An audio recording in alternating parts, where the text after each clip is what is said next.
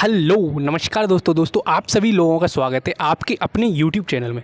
दोस्तों कुछ दिन पहले मैंने एक वीडियो बनाई थी आप सभी लोगों के लिए, जिसमें मैंने आपको बताया था कि आपके लिए डीएई यानी कि डिपार्टमेंट ऑफ एटॉमिक एनर्जी की तरफ से बहुत वैकेंसीज आउट होने वाली हैं, या फिर इनडायरेक्टली आप बीआरसी बोल सकते हो, भाभा एटॉमिक रिसर्च सेंटर की तरफ से बहुत वैकेंसीज आउट होने वाली हैं।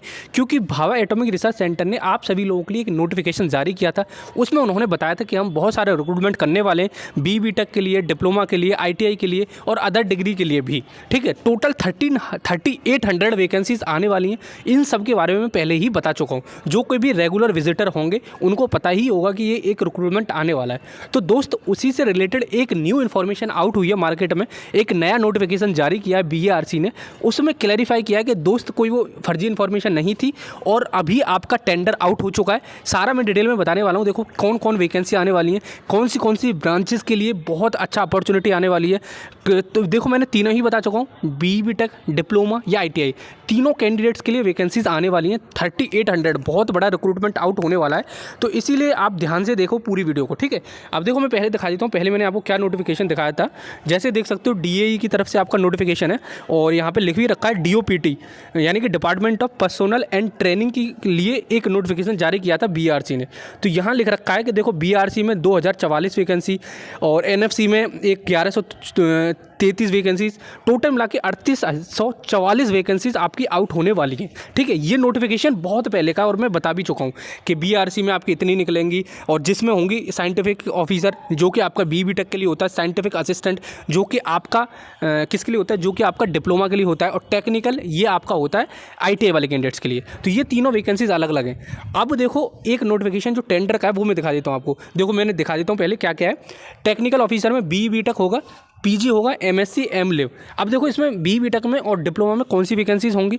इसमें electronics and communication, mechanical, electrical और आपकी कंप्यूटर साइंस, ये ब्रांचेस होने वाली हैं मेजर। ठीक है, सिविल की भी कम वैकेंसीज आती हैं लेकिन सिविल की भी आती हैं। तो ये वैकेंसीज मेजर होने वाली हैं। Computer science, electronics and communication, electrical engineering, mechanical engineering और आपकी उनसे इंटर रिलेटेड इंस्ट्रूमेंटेशन वगैरह हो गई, वो भी एलिजिबल हो जाती हैं।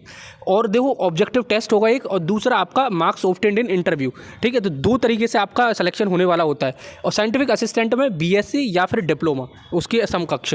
तो ये ऑब्जेक्टिव टाइप होगा, फिर उसके बाद में इंटरव्यू कंडक्ट कराया जाता है। तीसरा टेक्नीशियन जो कि IITI और 12th के बेसिस पे होता है, तो उसमें ऑब्जेक्टिव 2 टेस्ट होते हैं और बस यही होता है, उसके बेसिस पे आपका सिलेक्शन कर लिया जाता है। ये सिलेक्शन क्राइटेरिया है। तो ये टेंडर दिया है। अब उन्होंने बोला है कि हम एक्सपेक्टेड इतनी वैकेंसीज हमें इतने कैंडिडेट्स के लिए आपको करना पड़ेगा। तो इस वाली टेबल में आपको देख रखा है कि नंबर ऑफ टोटल एप्लीकेंट कितने फॉर्म भर सकते हैं। तो जैसे कि यहाँ देख सकते हो आप, टेक्निकल ऑफिसर जो कि B.टेक वालों के लिए होगा उसमें 1,25,000 एक्सपेक्टेड है कितने लोग भरेंगे फॉर्म, और जो डिप्लोमा वाला है वो 1 लाख के एक्सपेक्टेड है, ITI वाला 2,25,000 है। तो टोटल इतनों के लिए टेंडर दे रखा है। ये आपके लिए नहीं है, टेंडर वाली कंपनी के लिए। ठीक है, तो देखो ये है टेंडर ऑफिशियल जो कि निकाला है नोटिफिकेशन के, भाई साहब आप भरने आ जाओ। BARC की तरफ से online examination for various post, the NIT is an integral part of tender document. ये सब कुछ है, ये आपके लिए कुछ भी नहीं है। बस मैं आपको ये बताना चाहता हूँ इस वीडियो के जरिए कि दोस्त, मित्र, यार, भाई, बहन, एस्पिरेंट जो भी हो आप, और जिस किसी की भी ब्रांच में आप ताल्लुक़ रखते हो, तो दोस्त तैयारी शुरू कर दो। अगर एक बार नोटिफिकेशन जारी कर दिया गया तो फिर आपके पास में बिल्कुल भी टाइम नहीं होगा पीछे मुड़ के देखने का भी। इसीलिए मैं पहले आपको इन्फॉर्मेशन प्रोवाइड करता रहता हूँ कि तैयारी करते रहो।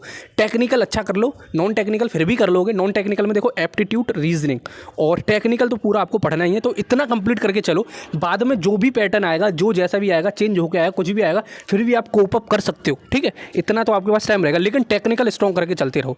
ESE की प्रीवियस ईयर करते रहो। जिसकी ब्रांच में ESE नहीं आती है वो अपना, और जो भी आपकी PSU होती है उनके एग्जाम को देखते रहें। ठीक है, तो यही आपका टारगेट होना चाहिए कि भाई साहब टेक्निकल अच्छा करके चलें।